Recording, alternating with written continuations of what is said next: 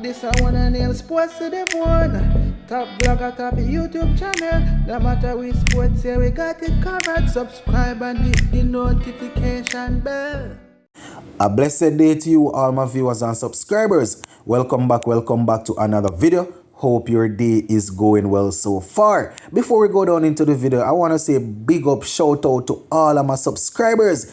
It is because of you guys why this platform is continuing to move forward. So just big up on yourself, my peeps. And for those who have not yet subscribed, remember, it is free of cost. All you need to do is hit that subscribe button and become a part of the family. So let's get down into the business, my peeps. So a couple of things to take a look at. We see where the Windward Island volcano, they have actually given a short list of 26 players that are set to take part in the CG Insurance Super 50. So that we're going to talk about. Plus we're going to be talking about how the West Indies fans need to learn to take the crooked with the straight, need to learn how to take the bitter pill with the sweet pill if you are going to try and strike a balance to support West Indies cricket for the foreseeable future.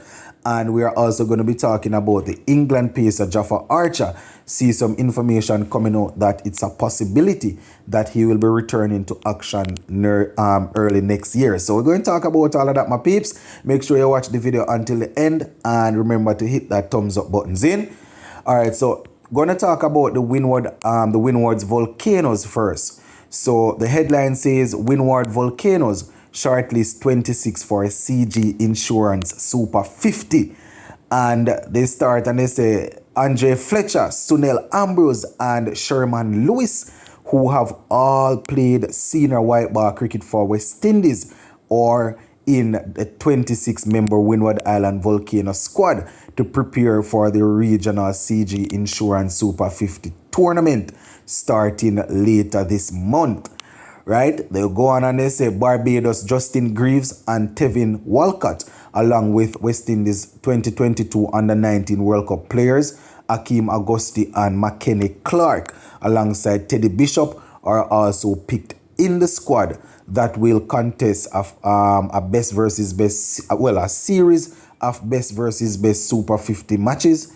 And they will be starting this weekend so they can take a look at the players, my viewers and subscribers. But as you can see, a couple of established cricketers there, people like Sunil Ambrose would have already played at the highest level. Andre Fletcher, I can tell you, he probably would be feeling to himself that, you know, he should be in Australia with the West Indies team preparing for the World Cup, but instead he is with the Windward Volcanoes preparing for that CG Insurance Super 50. Sherman Lewis, he just got a taste of international cricket, so I am assuming that he will be hungry to continue putting in the work. So those are a couple of the guys, my peeps, and as you know, people like Teddy Bishop and Akeem Agosti and those guys, extremely talented youngsters, so they are there also. So in the article, they are saying that at the end of the best versus best series, the coach and the selection panel will go ahead and announce a captain alongside a vice captain, you know, and also the full Volcano squad that it will be contesting the CG Insurance Super 50 in Antigua and Bermuda, and you know they are also going to be playing in Trinidad and Tobago from the 27th of October to the 20th of November. So the Windward Volcanoes, my peeps, they are definitely putting themselves together, making sure that everything is in place. So the article that I am taking the information from says that Bishop is one of 5 players from the recently crowned Windward Island Super 50 champions. So yes, my viewers and subscribers, quite a few youngsters in that squad, plus a couple of players that are already established, people like Sunil Ambrose, as I said, Alec Arthanes, Akeem Agosti, Teddy Bishop, you know. We're going to see people like McKenny Clark, Kieran Katoy, and Andre Fletcher, Justin Grieve, Kevin Hodge, you know, Ryan John, Sherman Lewis. Quite a few of these guys that are usually in and around the West Indies best versus best games. So going to be very interesting to see how these players go ahead, my peeps. As I said, the ones coming out of the under-19 out of the under 19 tournament. They are the ones that I am really going to be zooming in on. You know, the guys that are already up in their 30s, high 20s, 30s. Not saying that they can't come on the scene late, you know, like, oh, you see Shamar Brooks and people like Nkrumah, the Banan, these guys finally coming through at a later age. Not saying they can't come through, but you know, we're going to definitely be focusing on the youngsters. So yeah, as soon as we get some more information about that my piece, we will definitely divulge that for you. So the next thing that we're going to be taking a look at, we see where Jaffa Archer, you know what they're saying, Jaffa Archer could mark his England return as early as January. Not too sure if he's forcing it, my peeps. We know the amount of injuries that he has actually gone through, and you know, we know recovery and all of that, you know, got to be careful. So I have an article here that will be giving us some information, so I'm going to be taking it and giving you guys some of it. So it says Jaffa Archer hasn't played competitive cricket since March 2021. You see how long, my peeps? March 2021. And you know, based on what they're saying now, he could actually feature for England in an ODI series against South Africa as early as next year. So that is what they are targeting, my viewers and subscribers. More than like probably to have Jaffa Archer returning for that series there. As we know, he's very, very good at right across formats, Test cricket, ODI, T20. His pace, his accuracy, everything makes him extremely dangerous, my peeps. So I can assure you that England will be extremely happy to hear that Jaffa Archer is actually on his way back and is targeting, he's looking to make a return as early as next year, January.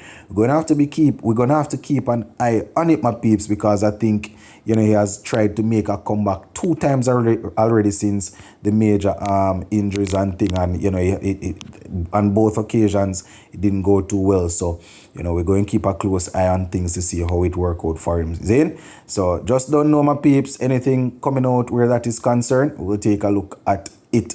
And before we go, my peeps, I just want to talk to you guys a little bit about taking the crooked with the straight, or learning to take the bitter pill with the sweet pill. You know, you got to take 2 of them at the same time.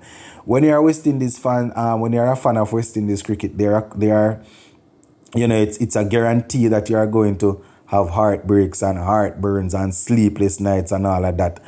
But, you know, we have to look at the 1 and 2 little positives in there. You know, we see people like Alzaro Joseph trying his best to improve his game. We see people like Kyle Mayers doing his best to improve his game also. We would have seen the CPL the other day. We saw some youngsters, people like Jonah Sinclair, people like Matthew Ford, people like Jaden Carmichael, you know, people like, you know, Javier Royal. These guys are coming through and they are working hard.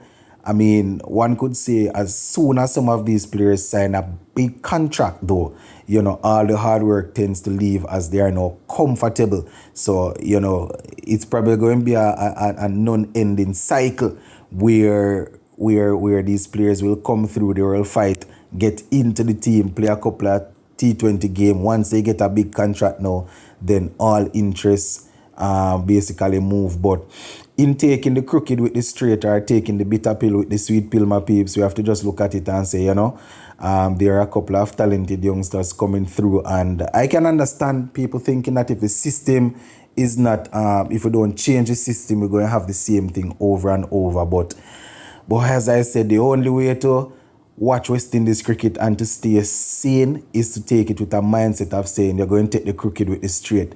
You're going to have a little bit of problem, but you're going to have a little bit of goodness. You're going to have a little bit of victory, and you're going to have a lot of loses. So that is how we have to look at it, my peeps, knowing that, boy, you know, once you support this team, it's just that it's a weak team with a weak structure, a weak system. So we're not going to win as often as we want. And as we go into the World Cup, I want to say we need to go with a positive mind, but we have been watching cricket right along the year, right? And we see what other teams are actually doing, and we see what our team is doing. So we don't want to be delusional. We just want to wish them well as we continue to watch my peeps. So yeah, That is it for this one. I'm going to leave it right here for now. Just go and big up on yourself, my peeps, and stay strong. I'm out.